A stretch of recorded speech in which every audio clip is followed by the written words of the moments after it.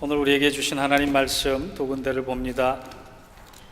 먼저 구약의 잠언 16장 3절입니다.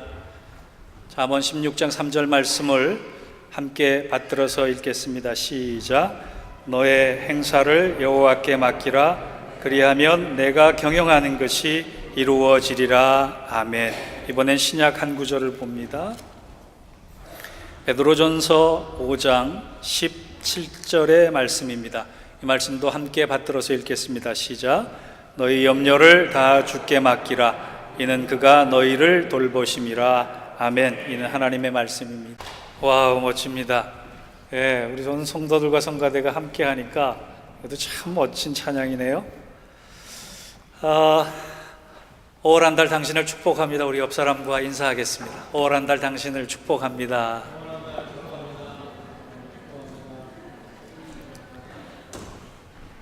우리 조상들로부터 전해져 온 속담 중에 좋은 속담도 많지만 좀 부담스러운 속담이 하나가 있습니다. 그게 뭐냐? 검은 머리 짐승은 아니지. 머리 검은 짐승은 거두지 말라. 이런 속담이 있어요. 은혜를 베풀어도 사람은 항상 나중에 은혜를 모르고 배반하기 때문에 사람에게 잘해봤자 소용없다. 이런 뜻인데, 제가 목회를 하면서 참 가슴 아픈 말이 사람은 사랑의 대상일 뿐이지 신뢰의 대상은 아니다. 이런 말을 들을 때 참 가슴이 아파요. 교회 안에서조차 사람들을 믿지 못하고 사람들에게 상처를 받는 일이 많아지기 때문에 그 상처 안 받았으면 좋겠다. 미리 선을 긋기 위해서 하는 얘기예요. 사람은 사랑의 대상이지 신뢰의 대상은 아니다. 제가 좋아하는 한국교회의 지도자 중에 송봉호 장로라는 분이 계십니다. 이분이 한 번은 대학 총장에 취임할 때가 있었어요. 여대에 취임을 하면서 취임사를 할 때 이런 말을 한 것이 기억에 남습니다. 사회자가 총장님께서는 총장이 되시고 가장 먼저 하고 싶은 총장으로서의 포부가 무엇입니까? 그렇게 물어봤더니 손 장로님께서 뭐라고 말씀하셨느냐 하면, 우리 한국에는 능력 있는 사람은 참 많은데 믿을 만한 사람이 부족합니다. 저는 우리 제자들을 능력 있는 사람이 아니라 믿을 만한 사람으로 만들겠습니다. 그렇게 얘기한 게 기억이 나요. 아주 중요한 포인트를 잡아서 얘기해요. 기독교 신앙은 하나님께서 우리를 믿어주시고 우리가 하나님을 믿는 것에서부터 출발합니다. 하나님과 하나님의 자녀된 우리 사이에 있는 것이 믿음이라고 하는 거예요. 신뢰라고 하는 거예요. 그 믿음과 신뢰를 바탕으로 한 사랑은 세상 어떤 것을 주고도 바꿀 수 없다. 하나님께서 말씀하셨어요. 하나님께서 우리를 믿으시기 때문에 연약하지만 우리에게 복음의 사명과 교회를 맡겨주시고, 우리도 하나님을 믿기 때문에 굳이 이 시간에 나와서 하나님 앞에 예배를 드리는 겁니다. 세상 사람들이 보기에는 이 관계와 이 믿음이 미련해 보인다. 사도 바울은 얘기했습니다. 근데 우리가 이렇게 하나님을 믿으면서도 믿음에 대해서 반쪽만 알고 있는 경우가 참 많아요. 여러분, 믿음은 대상을 확신한다라고 하는 뜻으로 쓰입니다. 내가 하나님을 믿으면 하나님이란 존재, 믿음의 대상인 하나님을 확신한다. 이렇게 이야기를 하는 거예요. 그런데 믿음을 지칭하는 헬라어 피스티스라고 하는 단어는 존재를 확신한다, 존재의 확신을 존재의 대상을 확신한다, 그 차원에만 머무는 것이 아니라 믿음은 우리가 믿을 대상에게서 하신 약속과 미래의 일들까지도 확신한다. 그것을 믿음이라고 하는 거예요. 믿음은 하나님만 믿는 것이 아니라 하나님께서 하신 말씀, 하나님께서 하신 약속, 그것을 우리에게 주신 언약까지 믿는 것이 믿음이라는 거예요. 그래서 히브리서 11장 17절에 뭐라고 말씀이 되어 있느냐 하면, 아브라함은 시험을 받을 때에 믿음으로 이삭을 드렸으니 저는 약속을 받은 자로 돼 그 독생자를 드렸느니라. 이렇게 말씀드려요. 아브라함이 하나님만 믿은 것이 아니라 하나님께서 주신 약속, 언약을 믿었기 때문에 그의 독생자 아들까지도 하나님께서 원하실 때 바칠 수 있었다는 거예요. 여러분, 제가 목회를 하면서 경험한 것 중에 하나는 짧은 시간이라도 믿음이 확 자라는 분이 있고 오래 믿었는데도 믿음이 안 자라는 분이 있더라고요. 그분들의 공통점 중에 하나가 믿음이 확 자라고 성숙하게 자라는 사람, 그 사람이 뭘 잘하느냐? 하나님께 맡기는 것을 잘하는 거예요. 여러분, 하나님께 맡긴다라고 하는 것을 하나님을 전적으로 믿는다라고 해요. 하나님만 믿는 것이 아니라 하나님이 내게 주신 말씀, 하나님이 내게 주신 약속까지도 나는 믿는다, 이 고백을 할 때 우리의 믿음이 자라는 거예요. 요즘 미국에 있는 의식 있는 목사들 사이에 마지막처럼 설교하자, 이런 운동이 좀 일어나고 있어요. 한 2주일 전에 참 귀한 목사님 한 분이 61세의 나이에 심장마비로 갑자기 돌아가셨어요. 주일날 새벽에. 많은 사람들이 충격을 받았습니다. 하나님의 뜻을 다 헤아릴 수 없지, 인간적으로 섭섭하지만 그 할 일 많은 교회와 선교의 사명에 그렇게 빨리 데려가실 것인가? 세상에 누가 그 주일날 새벽에 그 목사님이 돌아가실 줄 누가 알았겠어요? 본인도 몰랐을 거예요. 그날 저녁에 준비한 설교문이 마지막 설교문이었다. 여러분, 어떤 분이, 우리 성도들 중에 어떤 분은 전화만 하시면 목사님 푹 쉬세요, 푹 쉬세요, 그러시는 분이 계시고, 또 어떤 분들은 목사님 하는 일이 별로 없는 것 같은데, 이렇게 생각하시는 분들도 계시더라고요. 하는 것도 별로 없는 거라고 생각하시는 분한테 제가 꼭 제안하고 싶은 게 있어요. 한번 바꿔 해봅시다. 그래도 만만치 않아요. 그런데 육체적인 고통, 어려움, 힘든 이걸 둘째치고 내가 오늘 마지막이라고 하는 생각으로 산다면 하나님 앞에 얼마나 신실하게 살 것인가, 최선을 다해 살 것인가, 후회 없이 살도록 할 것인가, 그것이 나올 것 같아요. 또 하나, 이 마지막처럼 설교하기 운동이 펼쳐지는 것은 목사들부터 정말 제대로 믿자라고 하는 운동이에요. 목회자들이, 하나님의 부름받은 종들이 정말 하나님을 신뢰하고 하나님께 온전히 맡기고 하나님께 온전히 자기의 삶을 다 드릴 수 있다면 교회가, 한국교회가, 이민교회가 이토록 사회의 지탄을 받는 이 지경까지 왔겠느냐라고 하는 것에 대한 반발이에요. 목사가 미래를, 교회를, 자기의 삶을, 성도들이 자기의 삶을 온전히 하나님께 맡길 수 있다면 우리가 믿는 모습부터 달라지지 않을까, 그런 생각을 합니다. 우리가 신앙에 성숙하지 않는 이유, 신앙의 열매가 없는 이유 중에 하나가 우리가 온전히 하나님께 맡기지 못하기 때문입니다. 우리 구호 한번 외칩시다. 제대로 믿어봅시다. 예, 우리 한번 제대로 믿어볼 때가 됐습니다. 오늘 하나님께서는 우리에게 제대로 믿기 위해서 너희가 나를 온전히 신뢰하고 믿고 맡기라라고 하는 것을 성경에 6가지를 말씀하셨어요.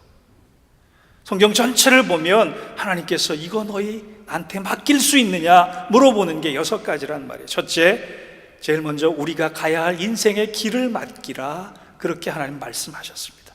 시편 37편 5절과 6절 말씀을 우리 한번 같이 읽어봅시다. 시작. 내 길을 여호와께 맡기라.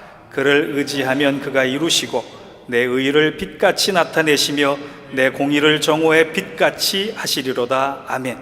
이 시편 37편은 다윗이 인생의 말년에 기록했다, 이렇게 알려져 있습니다. 그가 골리앗을 물리친 이후로 쭉 이스라엘의 왕이 돼서 일평생 살아오면서 내린 결론, 그 결론에 대한 찬양을 통해 그를 따르고자 하는 많은 사람들에게 부탁한 것이 있어요. 그게 뭐냐? 너의 인생길을 하나님께 맡기라.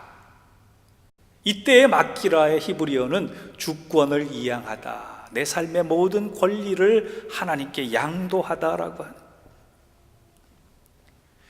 여러분, 하나님께 자기 인생을 맡긴 대표적인 사람이 누구냐고 꼽으면 저는 당연히 요셉이라고 꼽습니다. 요셉을 배우기 위해서 창세기를 읽어보면 보면 볼수록 참 본받을 게 많은 사람이더라고요.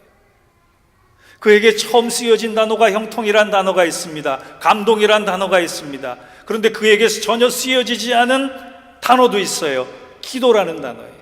그 기도라는 단어는 뭐냐? 그가 얼마나 기도를 많이 했으면 굳이 기도를 표현하지 않아도 기도의 사람이었기 때문에 기도라는 말을 특별히 쓸 일이 없었단 말이에요. 그런데 또 한 가지 그에게 붙여지지 않은 단어가 있는데 그것이 뭐냐? 불평과 원망이었어요. 그는 참 억울한 사람이었습니다.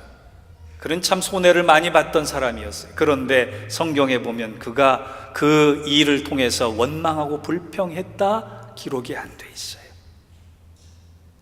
왠지 아세요? 이 일까지도 하나님께서 하셨기 때문이라, 자기의 인생길을 온전히 하나님께 드렸기 때문에, 맡겼기 때문에.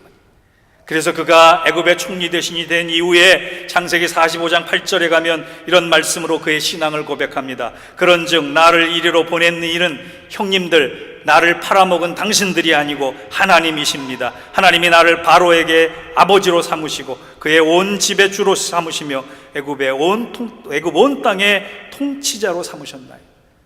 내 인생은 노예에서 총리가 됐지만 그것은 하나님이 하셨습니다. 언제? 내가 하나님께 내 인생의 길을 맡길 때.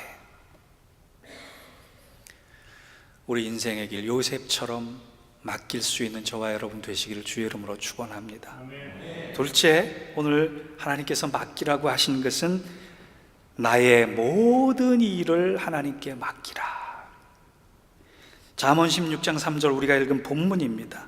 너의 행사를 여호와께 맡기라. 그리하면 내가 경영하는 것이 이루리라. 여기서 맡기라의 히브리어 골랄이라고 하는 단어는요, 낙타를 타고 탄 사람이 그 짐을 자기가 껴안는 것이 아니라 낙타 양옆에 짐을 두어서 편안하게 이동하도록 만든다는 뜻이에요. 여러분, 주무실 때 베개 밑에 지갑 감추고 주무시는 분 계세요? 내 와이프가, 내 남편이 이게 좀 가져갈 줄 몰라, 그러고 그러시는 분은 조금 생각해 봐야 돼요. 저희 집은 문간방에 내놓고 잡니다. 왜? 가져갈 게 없으니까. 골랄이라고 하는 게 맡기고 편해지라, 그러면 하나님이 이루어 가신다, 그 뜻이에요. 조지 뮬러가 이 멋진 말을 했습니다. 믿음은 우리 힘으로 할 수 있는 영역에서 역사하지 않는다. 사람이 할 수 있는 곳에서는 하나님께 돌릴 영광이 없다. 믿음은 사람의 능력이 끝나는 곳에 시작된다. 믿음의 역사는 내가 하나님께 맡김을 통해 되어진다. 여러분, 작은 일은 내가 하고 큰 일은 하나님께 맡기고, 사소한 일은 내가 하고 중요한 일은 하나님께 맡기고, 힘 감당할 수 있는 것은 내가 하고 힘에 붙인 일은 하나님께 맡기고, 구별하는 게 아니에요. 내 인생의 사소한 것부터 중요한 것까지 하나님께 온전히 맡길 수 있는 사람, 그 사람의 믿음을 하나님 기뻐하신다는 거예요. 내비게이션 켜고 이 내비게이션이 나를 이상한 데 데려다 줄 거야, 그러는 사람 없습니다. 기계는 믿으면서 우리는 하나님 안 믿어요. 잘 생각해 보세요. 하나님이 기계보다 못한 존재입니까? 아닙니다. 목숨을 내어놓을 때 하나님이 어떻게 하시는지 한 예가 있어요. 6.25 동란 때 북한군이 쳐들어와서 공산당이 마을 사람들을 구별해서 이렇게 좀 색출하기 위해서 신문을 했대요. 너 뭐 하는 사람이야? 뭐 하고 먹고 살았어? 너 직업이 뭐야? 너 예수 믿어 안 믿어? 그 중에 목사님이 계셨어요. 솔직히 얘기하면 죽을 것 같아서 이렇게 하나님께 기도했대. 하나님, 너 직업이 뭐야? 그럼 뭐라고 대답할까요? 그랬더니 하나님이 목사라 그래. 하나님, 저 죽기 바라시는군요 생각하고 하나님께서 하라고 하시는 대로 순종은 했답니다. 너 뭐 하고 먹고 살았어? 목사입니다. 목수 열외. 아주 간단했어요. 솔직하게 대답했는데 듣는 사람 귀를 하나님이 주관하셨다는 거예요. 모든 행사를 하나님께 맡기면, 작은 일부터 큰 일까지 하나님께 맡기고자 하는 믿음을 가지면, 경영은 누가 하신다? 하나님이 하신다. 우리 그러한 믿음이 회복되기를 주의 이름으로 부탁합니다. 세 번째, 무엇을 맡기라 하셨느냐 하면 감당하기 어려운 무거운 짐을 맡기라 하셨습니다. 마태복음 11장 28절을 한번 같이 읽어봅시다. 시작. 수고하고 무거운 짐진 자들아 다 내게로 오라. 내가 너희를 쉬게 하리라. 여기서 내게로 오라라고 하는 단어가 내게로 와서 맡겨버리라 라고 하는 단어와 같습니다. 여기에 그 샤락이라고 하는 단어는 너의 무거운 짐을 나에게 완전히 던져버리라. 잠시 맡겨두는 것, 부분만 맡겨두는 것이 아니라 주님께 완전히 맡기라라고 하는 거예요. 여러분, 예배 드리는 것과 맡기는 것은 다른 일입니다. 예배를 드릴 수 있지만 맡기지 않으면 우리의 무거운 짐은 여전히 내 것입니다. 그런데 예배를 드리면서 내 인생의 무거운 짐, 감당하기 어려운 짐, 힘들고 아픈 짐을 주님께 던져버리는 사람, 주님이 너 무례하구나 그렇게 말씀하지 않으세요. 주님께서 받으시고 내 안에서 쉼을, 내 안에서 평안을 허락받아라 그래 말씀하세요. 맡긴 것만 맡아주시고 맡긴 것만큼 받아주시는 분이 우리 주님이세요. 온전히 드릴 수 있는 사람이 행복한 사람입니다.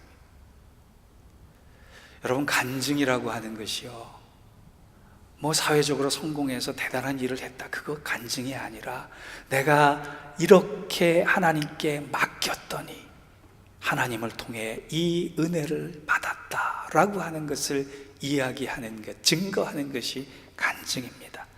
오늘 여러분의 인생의 짐, 저와 여러분이 감당하기 어려운 그 무거운 짐, 주님께서 마다하지 않고 다 받아주신다 말씀하셨습니다. 믿고 주님께 드려 평안함으로 인도함 받는 저와 여러분 되기를 축원합니다. 네 번째, 뭘 맡기라 하셨느냐? 나의 염려를 맡기라 하셨어요. 베드로전서 5장 7절을 같이 한번 읽어보겠습니다. 시작. 너희 염려를 다 주께 맡겨버리라. 이는 저희를 권고하심이라. 제가 몇 번 말씀드렸어요. 여러분, 교회 오시면서 염려 묵상하고 오신 분들 많죠. 이거 어떡하지? 이 돈을 어떡하고, 이 일을 어떡하고, 이 문제를 어떡하고, 이 관계를 어떡하고, 내일 일을 어떡하지? 염려하고 오신 분들 많죠. 제가 몇 번 말씀드렸지만 여러분, 구별해서 봉헌의 물질을 봉투에 담죠. 그 봉투에 담을 때 예물만 담지 마세요. 여러분의 염려까지도 담으세요. 그리고 나서 헌금을 드리고 나서 목사님한테 와서 목사님 제 헌금 돌려주세요 하시는 분 없잖아요. 염려도 주님께 맡기고 찾아가지 마세요. 굳이 남의 염려까지 배나 갖고 가서 꼭 문 밖에 나가면 그 염려 찾아가는 사람 대부분인데, 염려 맡기고 찾아가지 않는 여러분들 되시기 바랍니다. 염려는 맡기라 그랬어요. 그리고 다시 찾지 말라 그랬어요. 왜 염려를 골라서 굳이 예물은 드리고 예물은 안 찾아가면서 염려는 꼭 찾아갑니까? 제 염려 혹시 가져가실 분 계세요? 제가 오늘 제 염려 가져가신다는 분한테 제가 한 노트 드릴게요. 우리 성도들의 염려, 성도들의 기도 제목 제가 다 드릴게요. 오늘 염려 의심하지 말고 맡기셔서 기쁘고 감사한 마음으로 돌아가시기를 축원합니다. 다섯 번째, 원수 갚는 것을 맡기라 그랬어요. 로마서 12장 19절을 같이 읽어봅니다. 시작. 내 사랑하는 자들아, 너희가 친히 원수를 갚지 말고 하나님의 진노하심에 맡기라. 기록되었으되 원수 갚는 것이 내게 있으니 내게 갚으리라 하고 주께서 말씀하시니. 다윗의 신앙의 위대한 점이 많지만 그 중에 위대한 점이 뭐가 있느냐? 그는 장인이 자기를 죽이려고 했던 불행한 사위입니다. 여러분, 한 가정에 그런 비극적인 관계가 있었다는 일은 참 부끄러운 일이에요. 창피해서라도 싸우고 원수 갚고 그랬을 것 같은데, 다윗은 자기를 죽이려고 하는 장인의 원수, 그 결말을 누구에게 맡겼느냐? 하나님께 맡기셨어요. 우리가 못하는 것 중에 하나가 원수를 꼭 내가 갚으려고 그래요. 5월달에 가정의 달인데 여러분 제발 부부싸움 그만하세요. 5월달만큼이라도 부부싸움 하지 말려고 노력하세요. 그러면서 기도하세요. 하나님, 저 인간 원수의 결론 제가 하지 않고 하나님께 맡깁니다. 하나님 더 잘 되게 해주세요. 믿습니까? 그렇게 할 수 있는 믿음이 유익한 믿음이라는 거예요. 하나님 기뻐하시는 믿음이라는 거예요. 꼭 원수를 자기 손으로 갚으려고 그러니까 접시가 깨지는 거예요. 예수 믿어서 변화된 성품이 위대하겠습니까? 아니면 타고난 성품이 더 위대하겠습니까? 타고난 성품은 본성이에요. 착한 것이에요. 그런 사람도 드물지만 그런 사람은 참 귀한 분이에요. 그런데 더 중요한 것은 내가 예수를 믿었으면 원수까지도 용서할 수 있는 그 변화된 성품이 내 안에 온 것입니다. 그러면 그 변화된 성품으로 할 수 있는 게 뭐예요? 사랑과 용서입니다. 그리고 결말은 누구에게 맡겨라? 하나님께 맡겨라. 요한계시록에 보면 밀봉된 편지가 있어요. 마지막 날 주님께서 그 밀봉된 편지를 열어보시겠다고 하셨어요. 그 밀봉된 편지 안에는 뭐가 적혀 있을까 생각해 보니까 우리의 가슴 아픈 모든 사연들, 상처와 아픔들이 다 기록되어 있을 것 같아요. 하나님이 아시는데 내 억울함과 내 분노를 하나님이 풀어주신다고 믿는데 내가 왜 용서 못하겠어요?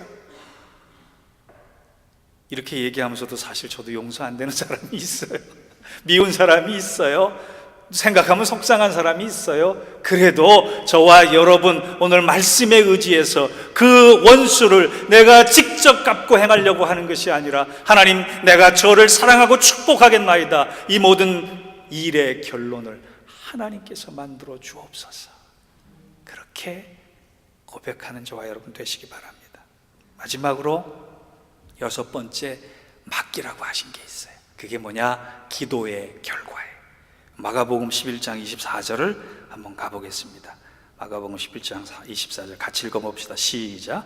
그러므로 내가 너희에게 말하노니 무엇이든지 기도하고 구하는 것은 받은 줄로 믿고 맡기라. 그리하면 너희에게 그대로 되리라. 아멘.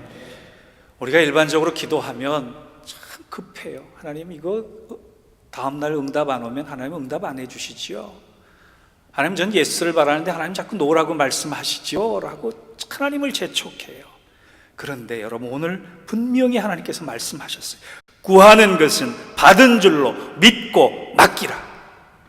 여러분, 내가 원하는 때에, 내가 원하는 방법으로, 내가 원하는 방식으로 응답이 안 될 뿐이지 하나님께서는 더 좋은 것으로, 더 귀한 때에 더 선한 것으로 우리에게 응답하심을 믿고 맡기라 했습니다. 특별히 오늘 자녀 사랑 주일에 우리가 믿고 못 맡기는 것 중에 하나가 우리의 자녀들의 미래입니다. 자녀들의 미래에 대해서만큼은 내 욕심이 얼마나 들어가 있는지 몰라요. 내 뜻대로 키우고 싶고 내 욕망대로 직업을 가지라 말 얘기하고 싶고 내 고집대로 안 된, 내가 못 이룬 것 우리 자녀들이 이루었으면 좋겠다라고 소망할 때가 얼마나 많은지 몰라요. 여러분, 자녀들을 위해서 기도해야 돼요. 그런데 그 자녀들의 미래까지도 하나님께 맡길 수 있어야 합니다. 유대인들이 참 무서운 사람들이지만 본받을 것도 있어요. 유대인들이 가장 성공한 것이 자녀 교육에 대한 것입니다. 그들은요, 출근하는 길 다르고 퇴근하는 길 다릅니다. 세상의 많은 것을 보고 자기 할 일들을 깨달으려고 하는 사람들이에요. 대단한 사람들입니다. 그런데 인색한 사람들이죠. 그렇다고 욕할 것 없어요. 배울 것은 배워야 해요. 여러분, 신들러 리스트라고 하는 영화가 있는데 그 신들러 리스트라는 영화에 아주 감동적인 장면이 하나 나옵니다. 감동적인 장면이 뭐냐? 그 독일군이 유대인을 잡아놓은 수용소에 닭을 키웠는데 어느 날 닭 한 마리가 없어집니다. 닭 한 마리가 없어질 때 독일군이 유대인들을 모아놓고 닭을 훔쳐먹은 범인을 잡아서 죽이겠다. 누군가 나와! 그랬더니 아무도 나오지 않아요. 그때 맨 앞에 있는 사람을 총으로 쏴 죽입니다. 범인이 자수하지 않으면 그 다음 사람을 총을 쏘아서 죽이겠다. 그럴 때 옆에 있던 소년 하나가 아주 큰 소리로 울기 시작합니다. 그 병사가 물어봐요. 너 무서워서 울어? 아닙니다. 네가 범인이야? 아닙니다. 그럼 왜 울어? 내가 범인을 알고 있습니다. 독일군 병사가 누구를 지목할까 주목하고 있을 때 그 어린 소년이 방금 죽은 저 사람이 범인입니다. 여러분, 그 스티븐 스필버그 감독이 그 장면을 통해서 말하고자 하는 메시지가 있어요. 그게 뭐냐? 한 소년의 지혜가 온 수용소의 유대인들을 살렸다. 한 사람이 지혜로우면 많은 사람을 살릴 수 있는데 그 지혜는 어디 있느냐? 세상에 있지 않고 하나님 안에 있다. 그래서 하나님을 믿는 것이 지혜의 근본이다. 그것을 유대인들이 가르치는 겁니다. 여러분, 우리가 심각하게 생각해야 될 일 중에 하나가 있어요. 그것이 뭐냐? 제가 이 통계를 보고 아주 깜짝 놀랐어요. 바로 지난 주간에 발표된 한국에서의 통계예요. 한국기독교언론포럼에서 설문조사를 했습니다. 고등학교 입시를 앞둔 자녀들에게 주일날 교회를 보낼 것인가 학원을 보낼 것인가 둘 중에 하나를 선택하라 조사를 했어요. 그런데 교회 중직자들이 무려 60.6%가 교회 대신 학원을 보내겠다 그랬습니다. 우선 대학 들어가고 나서 교회생활, 신앙생활 시키겠다. 가정주부들은요, 엄마들은요, 71.2%가 애들 학원부터 보내겠다 그랬어요.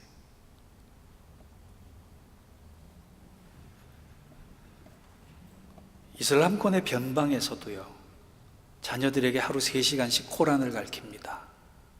영어 수학 안 가르칩니다. 코란 가르칩니다.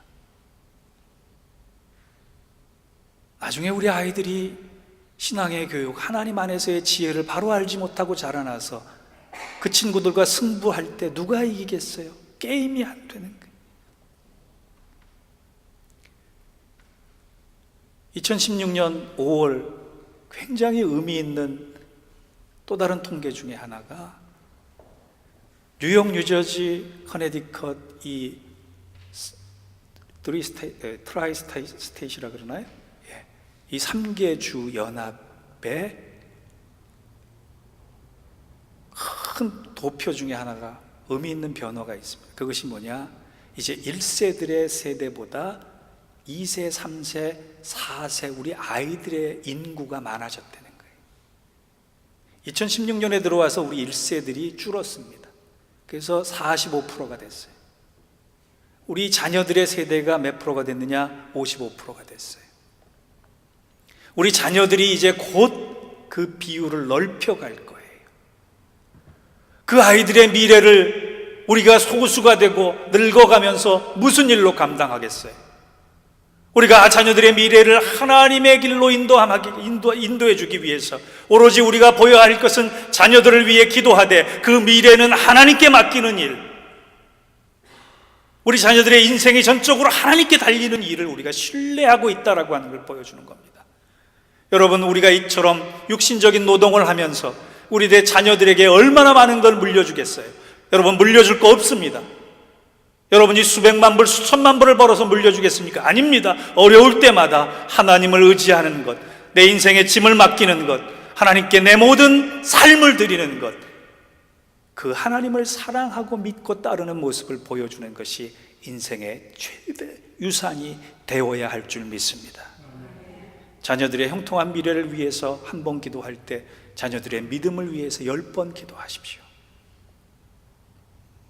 우리 교회가 아직 연약하지만 자녀들을 놓고 마음껏 축복하고 함께하고,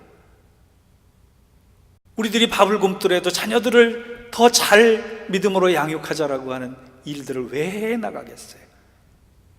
우리가 이 땅에서 하나님께 모든 것을 맡기는 것을 보여줄 때 우리 자녀들이 이 땅에서 요셉처럼 다니엘처럼 자라나는 것을 믿기 때문입니다. 사랑하는 성도 여러분, 기독교인이 행복해질 수 있는 길은 한 길입니다. 하나님께 맡기는 것입니다. 우리의 길을 맡기고 우리의 모든 일을 맡기고 무겁고 수고한 짐을 맡기고 염려를 맡기고 원수 갚는 걸 맡기고 기도의 결과까지도 맡겨서 하나님께 모든 걸 맡기는 믿음으로 행복하고 감사한 5월 한 달, 축복받는 5월 한 달 열어가시는 저와 여러분 되시기를 주의 이름으로 축원합니다.